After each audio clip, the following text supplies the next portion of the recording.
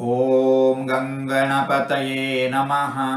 ಶ್ರೀ ಗುರುಭ್ಯೋ ನಮಃ. ಹರಿ ಓಂ. ನಮಸ್ಕಾರ. ಓಂ ದುರ್ಧರ್ಷಾಯ ನಮಃ. ಭಗವಂತ ಅತ್ಯಂತ ತೇಜಸ್ವಿಯಾಗಿದ್ದಾನೆ, ಅತ್ಯಂತ ಶಕ್ತಿಶಾಲಿಯಾಗಿದ್ದಾನೆ. ಭಗವಂತ ಅತ್ಯಂತ ಚತುರನಾಗಿದ್ದಾನೆ. ಭಗವಂತನ ಪ್ರಭಾವವನ್ನು ಯಾರೂ ತಡೆಯಲಾರರು. ಭಗವಂತನನ್ನು ಎದುರಿಸಿ ಗೆಲ್ಲುವ ಸಾಮರ್ಥ್ಯ ಯಾರಿಗೂ ಇಲ್ಲ.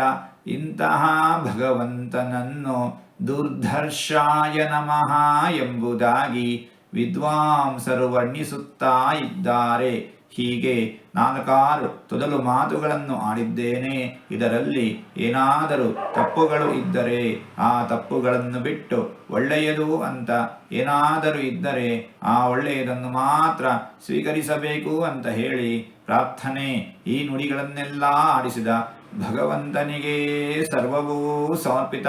ಸರ್ವಂ ಶ್ರೀಕೃಷ್ಣಾರ್ಪಣಮಸ್ತು.